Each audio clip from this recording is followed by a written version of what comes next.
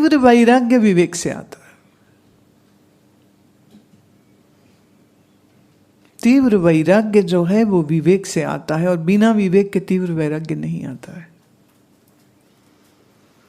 हम लोग जब चीजों को जैसी हैं वैसा नहीं देखते हैं, उसके बिगिनिंग टू एंड तक चीजों को नहीं देखते हैं, वस्तु के स्वभाव को हम नहीं देखते हैं, वस्तु के गुण को हम नहीं देखते हैं, और अपनी धारणा या अपनी भावनाएं आरोपित करके चीजों को जब देखते हैं, तो फिर यही हमारी भूल का एक बहुत बड़ा कारण बन जाता है।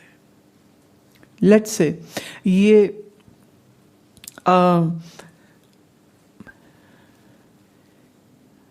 फूल की बनी हुई माला बहुत सुंदर, बहुत खुशबूदार, बहुत बढ़िया, पर कितने घंटे तक?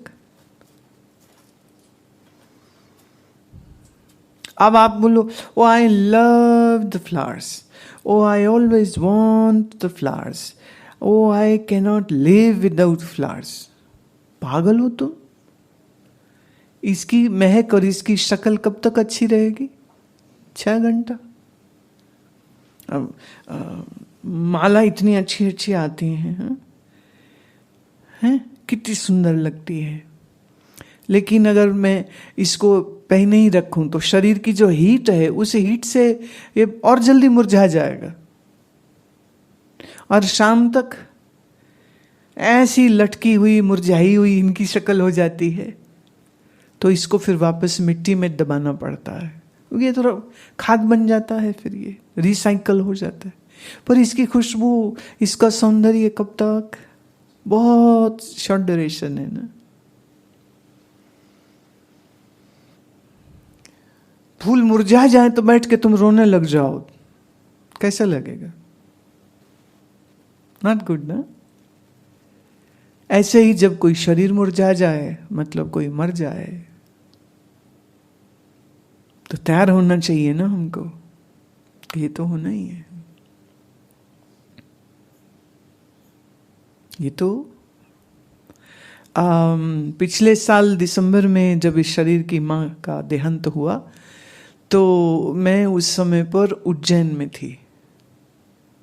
वहाँ एक हमारे संतों का कार्यक्रम था, तो उस कार्यक्रम में मैं थी। तो मुझे ये जब खबर आई कि ऐसा हो गया है, और ये भी पता था कि अब रहने वाले हैं नहीं, अब तो मतलब कुछ घंटे की बात है, ये कुछ घंटे में बात खत्म हो जाएगी। तो मुझसे ये पूछा गया कि चूंकि वो पिछले 14 वर्ष से आश्रम में रह रही थी और यहीं अब उनका शरीर जा रहा है, तो क्या आप वापिस आएंगे? हम ऐसा प्रबंध करें या क्या करें? क्या आपकी इच्छा क्या है? मैंने कहा देखो, हमने उनको खिलते हुए फूल की तरह देखा है जब शरीर उनका प्राणवान था। अब मुरझाया और कुमलाया और बीमार, अब उस शरीर को देखने की मेरी कोई रुचि नहीं।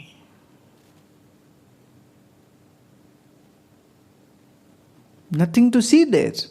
अच्छा, जीव तो शरीर छोड़ चुका, तो प्राणहीन देह में देखने को बचता क्या है? ये जो शक्ल सूरत सुंदर लगती है ना, प्राणों की वजह से लगती। और जब प्राण ही नहीं रहा तो बिगड़ना शुरू हो जाता है इतनी जल्दी। और अगर कोई बीमार रहा है और हॉस्पिटलाइज रहा है, तो उसके तो शरीर के बिगड़ने की स्पीड इतनी तेज हो जाती है कि फिर ये भी कहा जाता है कि जैसे सेप्टिसीमिया अगर किसी बॉडी में हो चुका हो, तो कहते हैं इसको तो नहलाइए भी मत, क्योंकि नहलाया तो शरीर फट जाएगा, तो और मैसी हो जाएगा। तो अब मैंने कहा इसलिए अब तुम लोग सब हो वहाँ पर, बहुत आदर मान सत्कार से उनके शरीर की अंत्येष्टि कर दो। अब हुआ ये कि वहाँ पर सब संतों तक ये खबर फैल गई, सबको मालूम हो गया कि ऐसे। और तकरीबन काफ़ी संत ऐसे थे जो पिछले 30-35 सालों से हमें जानते हैं, और वो हमारे घर आते थे, रहते थे। अब जिसको जिसको पता चले, जैसे साध्वी ऋतंबरा ने कहा मुझे, कहते ये आप हैं जो यहाँ पर बैठे हुए हैं, मैं होती तो मैं तो नहीं रुक पाती, मेरे में मैं तो भाग जाती तुरंत, मैं जाती। मैंने कहा नहीं, आप ठीक कह रही हैं, पर मुझे ऐसा महसूस नहीं हो रहा है। यहाँ पर हम एक ब्रह्मलीन महात्मा की पुण्यतिथि मना रहे हैं। इतना कार्यक्रम का आयोजन है। कोविड के कारण वो कैंसिल हो गया था प्रोग्राम, 2 साल के बाद हो रहा है। तो इसलिए मुझे लगता है कि ये ज्यादा आवश्यक है, वहां लौट के जाना आवश्यक मुझे नहीं लग रहा। बात खत्म। देह जब तक थी तब तक तुम उसके साथ खेल लो, हंस लो, बोल लो, व्यवहार कर लो, जो मर्जी कर लो। पर जब देह प्राणहीन होगी तो क्या करोगे? तब तो कुछ करने को बचा ही नहीं।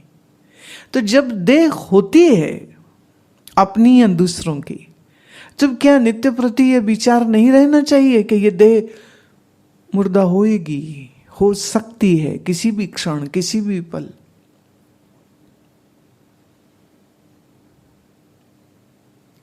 संसार असार है ये सोचना वैराग्य नहीं है।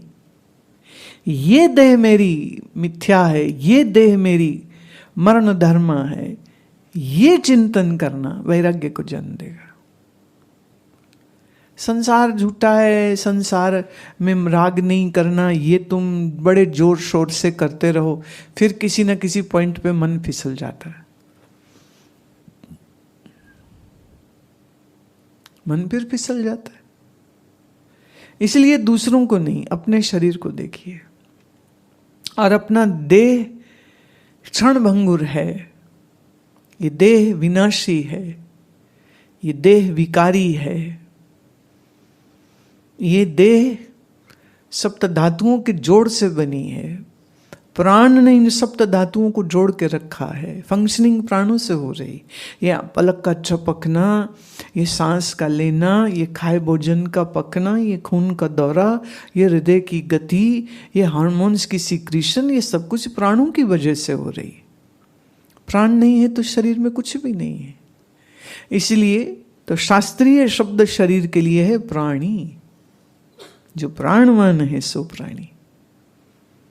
तो पशु है, पंछी है, मनुष्य है, जलचर है, थलचर है, नभचर है, सवाल इसका नहीं। सवाल एक है कि प्राणी और निष्प्राण, एक जिसमें प्राण है, एक जिसमें प्राण नहीं है।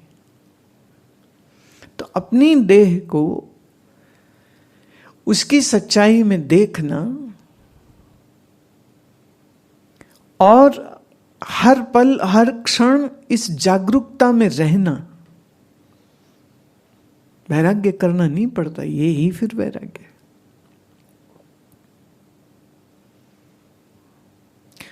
मान लो, एक एग्जाम्पल देती हूं। जैसे मान लो कोई तुम्हें कहे कि ये ना खीर खाइए, और इतने में कोई तुम्हारे कान में आके कह दे अरे इसमें ना जहर मिला हुआ है। खाएंगे?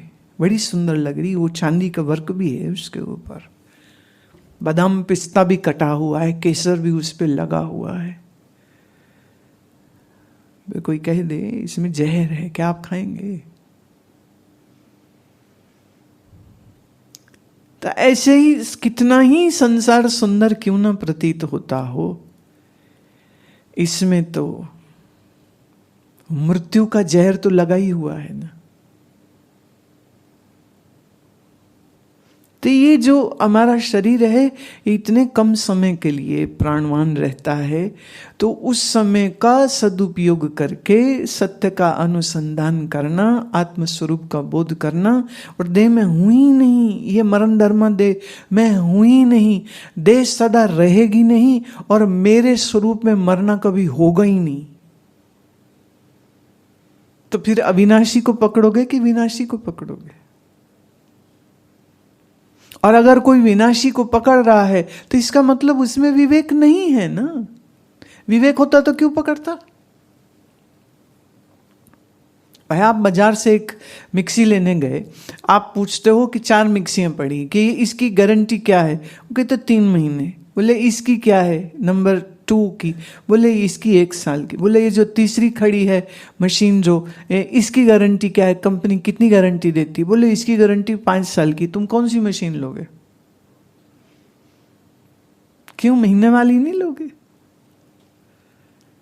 जिसकी गारंटी लंबी हो तुम वो लोगे ना, आफ्टर सेल सर्विस हो तुम वो लोगे। तो चीज खरीदने में इतनी अकल इस्तेमाल करते हो, जिस शरीर के लिए खरीद रहे हो उस शरीर के लिए क्या अकल लगाने की जरूरत नहीं है? ये कब तक रहेगा? उसका तो फिर 1 महीने का भरोसा है, हमारे शरीर का तो वो भी नहीं है। ये कोविड में कितने लोग मरे? जैसे वो मच्छर मरते हैं ना, ऐसे मनुष्य मर रहे थे, सब परेशान कि करें के, वैक्सीन कोई थी नहीं, डॉक्टर को कुछ समझ आ नहीं रही, बस जिसकी हालत खराब होती थी उसको हॉस्पिटल ले जाते थे, और वो हॉस्पिटल जाता था बाहर लाश निकलती थी। कितने लोग मरे, कितने। तो मृत्यु का ऐसा तांडव देखने के बाद कोई इस विनाशी शरीर और विनाशी संसार से मोहब्बत करके बैठा है तो महामूर्ख तो है ना। पर ये शरीर जब तक है हमारे पास, इस शरीर के द्वारा, इस मन बुद्धि के द्वारा अपनी ज्ञान विद्या को बढ़ाना, अपनी योग्यता को बढ़ाना, जिससे आप एक अच्छे व्यक्तित्व के मालिक हो सकें।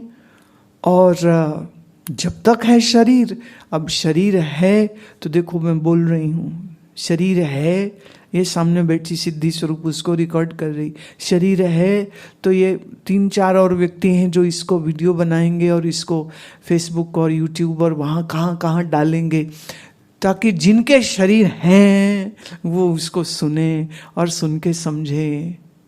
हाँ, और जिस दिन ये शरीर नहीं रहा, आई थिंक सो हम तब भी रहेंगे। कैसे? इंटरनेट में कभी कुछ मरता ही नहीं है।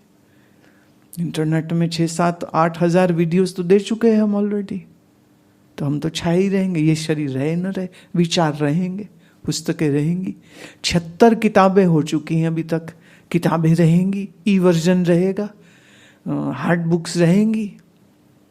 और जिन जिन को सिखाया है ये ज्ञान, जिन जिन को ट्रांसफर हो गया है, वो इस ज्ञान को फिर दूसरों को देते रहेंगे। तो ज्ञान जीवित रहेगा, शरीर थोड़े ना। जब कभी ये शरीर नहीं रहेगा और जब कोई जब ये रिकॉर्डिंग सुनेगा तो कहेगा, हैं गुरुजी ने पहले ही बोल दिया था, क्योंकि गुरुजी भाई विवेक से बोलते हैं ना। विनाशी और अविनाशी का विचार बस इतना ही भर करना है, सबसे आसान। अब शरीर नहीं रहेगा तो इसका मतलब हम बोलना बंद कर दें क्या? हाँ, हम ज्यादा बोलेंगे, बल्कि इस ज्ञान की आवश्यकता खोजियों को, जिज्ञासुओं को है। तुम तक ये बात पहुंचनी चाहिए, ये समझ, ये बुद्धि, ये ज्ञान, ये सब तक जाना चाहिए। अब चूंकि फूल मुरझा जाएंगे तो हम फूल उगाना बंद कर दें क्या? नहीं, हम फूल उगाएंगे, हम माला बनाएंगे, हम माला चढ़ाएंगे, रहेगी जब तक खुशबू, लेंगे उसका आनंद। जब मुरझा जाएगा तो भैया वापस जमीन में डाल देंगे। तो रिसाइकलिंग होती रहती है। लेकिन क्या विनाशी क्या विनाशी, ये तो नहीं भूल जाना चाहिए ना। अब भगवान कृष्ण से अर्जुन ने गीता का ज्ञान प्राप्त किया, और इस ज्ञान को प्राप्त करने के बाद क्या किया?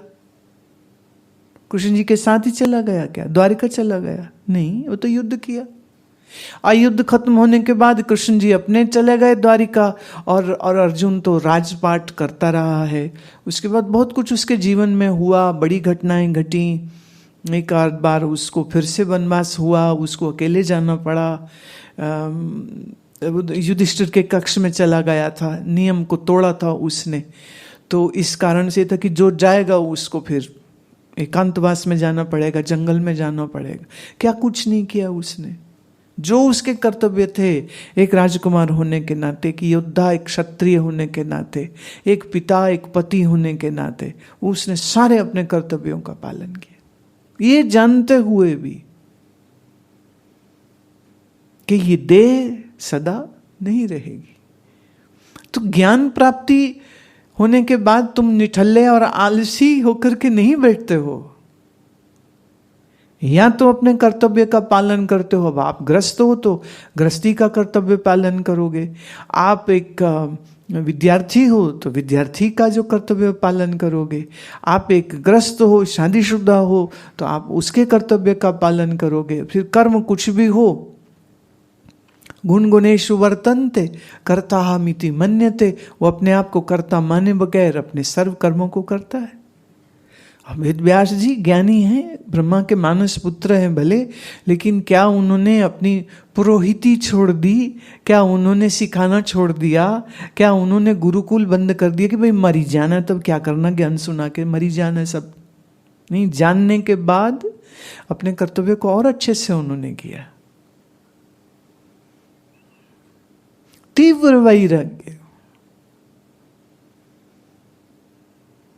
बहुत सी बातें हैं, कुछ बात आज करेंगे, कुछ बात हम कल करेंगे, है ना?